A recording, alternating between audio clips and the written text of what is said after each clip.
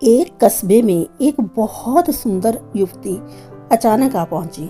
कोई नहीं जानता था कि वह कहां से आई है। उसका ठिकाना पूरी तरह अज्ञात था, लेकिन वह इतनी सुंदर थी, इतनी मोहक रूप से सुंदर कि किसी ने सोचा भी नहीं कि वह कहां से आई हो।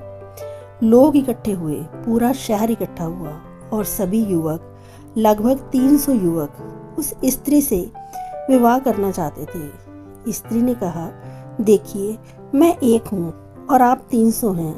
मेरी शादी केवल एक से हो सकती है, इसलिए आप एक काम करें, मैं कल फिर आऊँगी। मैं आपको 24 घंटे देती हूँ। यदि आप में से कोई बुद्ध के कमल सूत्र को दोहरा सके तो मैं उससे विवाह कर लूँगी। सभी युवक अपने अपने घर भागे। उन्होंने न खाया न सोए। उन्होंने पूरी रात सूत्र का जाप किया। उन्होंने इसे ज़बानी याद करने की कोशिश की। 10 सफल हो गए। अगली सुबह स्त्री आई और उन 10 युवकों ने पाठ करने की पेशकश की। स्त्री ने सुन लिया, वे सफल हुए। उसने कहा, ठीक है, लेकिन मैं एक हूँ, मैं 10 से कैसे विवाह कर सकती हूँ? मैं तुम्हें फिर 24 घंटे देती हूँ। जो लोटस सूत्र का अर्थ भी समझा देगा, मैं उससे विवाह कर लूँगी। इसलिए तुम समझने की कोशिश करो, क्योंकि पढ़ना एक सरल बात है। तुम यंत्रवत कुछ दोहरा रहे हो और तुम उसका अर्थ नहीं समझते। समय ही नहीं था, सिर्फ एक रात थी और कमल सूत्र एक लंबा सूत्र है, लेकिन जब तुम मोहित हो जाते हो ना, तो तुम कुछ भी कर सकते हो। वे वापस भागे। उन्होंने बहुत प्रयास किया। अगले 3 दिन व्यक्ति 3 ही आए, अर्थ समझ गए थे। और उस स्त्री ने कहा, फिर मुसीबत बनी रही। संख्या कम हो गई, लेकिन मुसीबत तो बनी ही रही। 300 से 3 होना बहुत बड़ा सुधार है, लेकिन फिर मैं 3 व्यक्तियों से विवाह नहीं कर सकती। मैं केवल एक से विवाह कर सकती हूँ। तो 24 घंटे और। जिसने ना केवल इसे समझ लिया, बल्कि इसका स्वाद भी लिया, उससे मैं विवाह करूँगी। तो 24 घंटे में इसका अर्थ चखने की कोशिश करो। तुम समझा रहे हो, लेकिन ये व्याख्या बौद्धिक है। अच्छा है, कल की तुलना में बेहतर है। तुम्हें कुछ समझ है, लेकिन समझ बौद्धिक है। मैं कुछ ध्यानपूर्ण स्वाद, कुछ सुगंध देखना चाहूंगी। मैं देखना चाहूंगी कि कमल तुम्हारी उपस्थिति में प्रवेश कर गया है, कि तुम कमल का कुछ हिस्सा हो गए हो।